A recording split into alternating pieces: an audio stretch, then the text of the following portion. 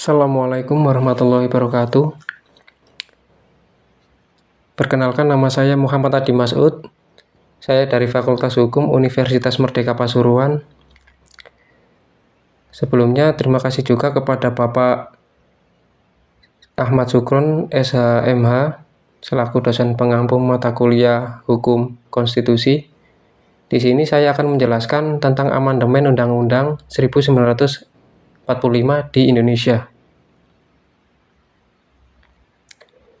Yang pertama adalah latar belakangnya dari perubahan Undang-Undang 1945, yaitu pada saat itu kekuasaan tertinggi di tangan MPR. Adanya kekuasaan yang sangat besar pada presiden, pasal-pasal yang terlalu luas sehingga dapat menimbulkan multitafsir. Adanya kewenangan pada presiden untuk mengatur hal-hal penting dengan undang-undang, serta urusan Undang-Undang Dasar 1945 tentang semangat penyelenggara negara belum cukup didukung ketentuan konstitusi.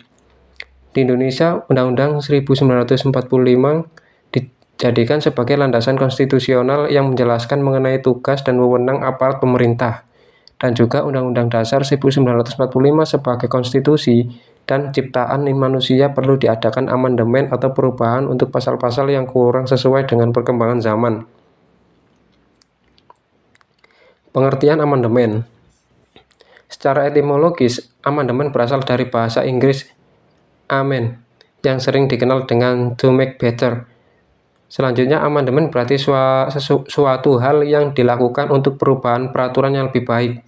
Dan hal ini undang-undang tanpa melakukan perubahan apapun mengenai intisari undang-undang yang asli, tetapi hanya memperbaiki dengan menambah atau merinci undang-undang dasar menjadi lebih lengkap dan jelas.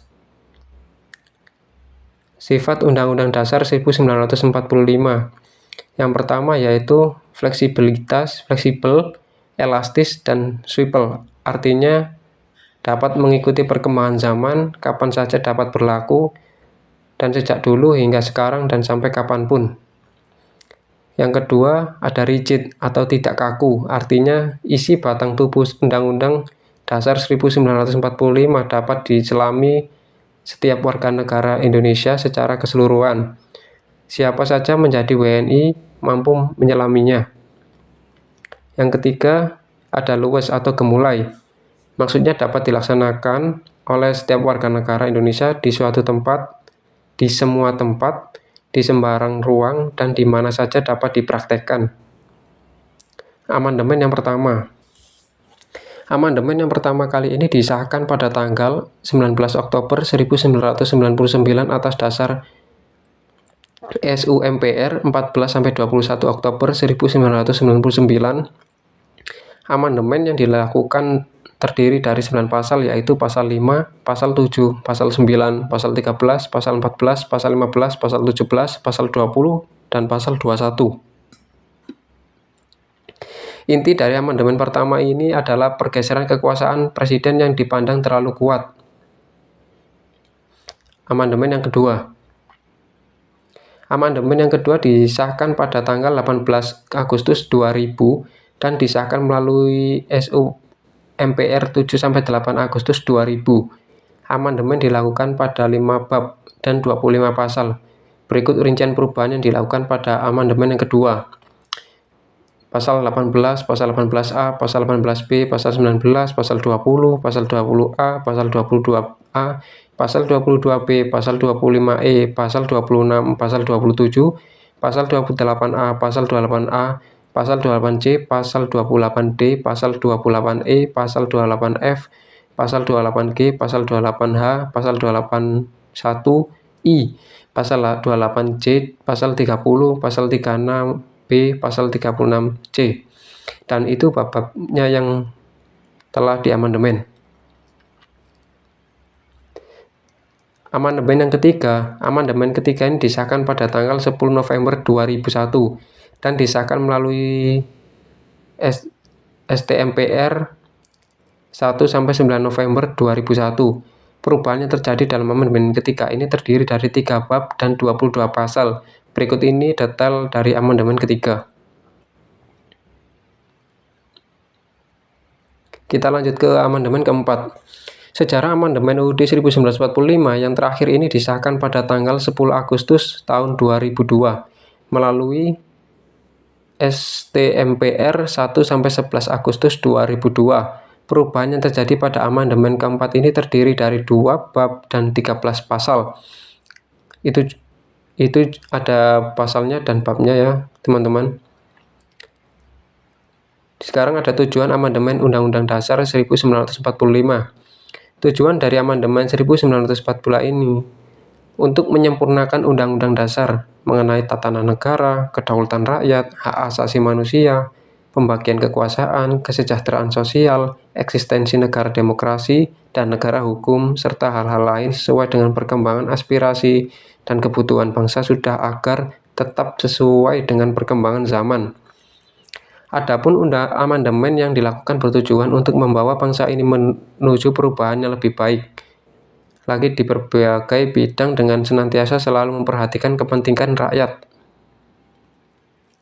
Alasan amandemen Undang-Undang Dasar 1945. Karena Undang-Undang Dasar 1945 merupakan hukum dasar tertulis yang dijadikan landasan dalam penyelenggaraan negara, maka harus sesuai dengan aspirasi tuntutan kehidupan masyarakat Indonesia. Mengingat kehidupan masyarakat Indonesia yang selalu tumbuh dan berkembang sesuai dengan peradaban manusia pada umumnya, maka Undang-Undang 1945 diamandemen oleh MPR. Perubahan Undang-Undang Dasar 1945 memiliki arti yang sangat penting dalam kehidupan bangsa Indonesia.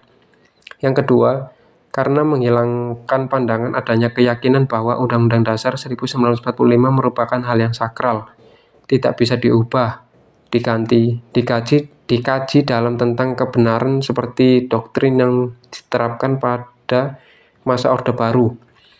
Sekarang yang ketiga, karena perubahan Undang-Undang Dasar 1945 memberikan peluang kepada bangsa Indonesia untuk membangun dirinya atau melaksanakan pembangunan yang sesuai dengan kondisi dan aspirasi masyarakat. Faktor positif amandemen Undang-Undang Dasar 1945. Undang-Undang Dasar 1945 tidak lagi menimbulkan pasal-pasal yang multitafsir. Undang-Undang Dasar 1945 lebih sesuai dengan perkembangan zaman yang terus berubah. Undang-Undang Dasar 1945 menjadi lebih relevan dengan kebutuhan masyarakat dan bangsa. Undang-Undang Dasar 1945 memberikan hak kepada warga negara untuk memilih dalam pemilu, sehingga makin terciptanya negara yang demokrasi. Faktor negatif amandemen Undang-Undang Dasar 1945. Maaf karena di situ ada tipu ya di amandemennya. Amandemen Undang-Undang Dasar 1945 yang dilakukan secara terburu-buru mengakibatkan munculnya peraturan perundang-undangan yang menyengsarakan rakyat. Munculnya kebijakan otonomi daerah yang melaksanakan tanpa persiapan sosial yang matang, sehingga mengganggu keberadaan Indonesia sebagai negara kesatuan Republik Indonesia atau NKRI. Mengakibatkan munculnya konflik yang berkepanjangan di banyak daerah.